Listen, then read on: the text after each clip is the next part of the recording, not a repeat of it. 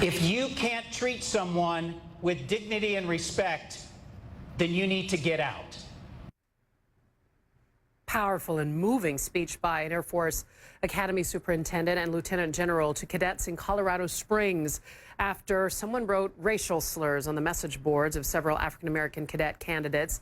The message read, "Go home," followed by the N-word. The Academy Superintendent did not mince words when he told the entire student body and staff that this will not be tolerated. You should be outraged not only as an airman, but as a human being. And I'll tell you that the appropriate response for horrible language and horrible ideas, the appropriate response is a better idea. So that's why I'm here. And it's about our diversity. And it's the power of the diversity, the power of the 4,000 of you and all of the people that are on the staff tower and lining the glass, the power of us as a diverse group. The power that we come from all walks of life, that we come from all parts of this country, that we come from all races, we come from all backgrounds, gender, all makeup, all upbringing. The power of that diversity comes together and makes us that much more powerful. That's a much better idea than small thinking and horrible ideas. No one can write on a board and question our values. No one can take that away from us. So just in case you're unclear on where I stand on this topic, I want to leave you with my most important thought today.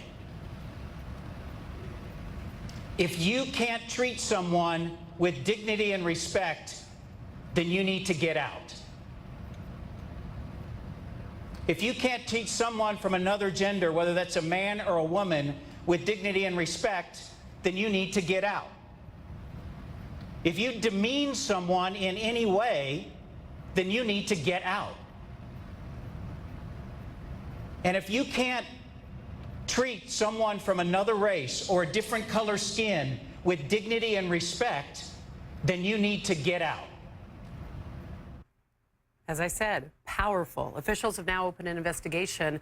This afternoon, that Lieutenant General spoke out about the message that he was really trying to send. I wanted him to see all of us as an institution protecting these values. That's what I wanted him to see. This wasn't any other message outside of that. I wanted to have a direct conversation with them about the power of diversity. The power of diversity. I want to bring in U.S. Army veteran Supriya Venkatesan. Really a delight to have you here. You're a U.S. veteran. We have to thank you for your service. You're a civilian now, and you are living your life as a civilian. I'm curious how you felt seeing and hearing what this Lieutenant General said to his cadets. Thank you for having me, first of all. I felt really proud to hear that speech, and to me it spoke a lot of the values that I personally experienced as a military. I never experienced racism when I was there, although I have as a civilian, and I think the biggest reason for that is because leaders like this general do constantly speak out against racism or any issues of discrimination. And so to me it was a very proud moment, although it was sad that the cause of that was a racist act. And I think the reason why that act took place is because recently we've just had a string of racial violence and crimes, etc. Well, as we know, out of darkness often comes light, and maybe this message of unity is the light that has come from all of what we've seen.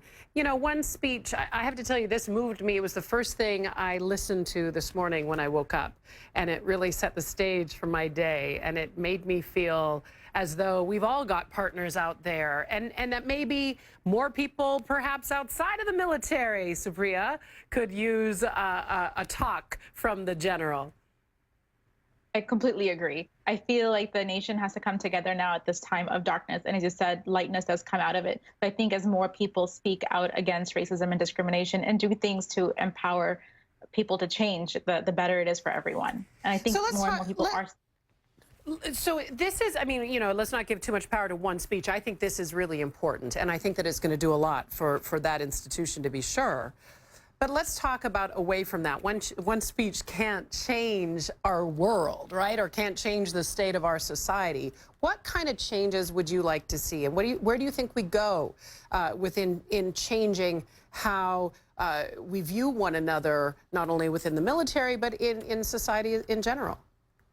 I think my personal opinion is that the reason people, have racism or any sort of negative feelings like that, it's not because they truly think the person of color is terrible, but they have some other pain inside of that. Perhaps it's economic. I'm not sure. The reasons are very complex for different people. But I think it's really important for us as Americans to start having the conversation as to the root cause of hatred and start to really change it.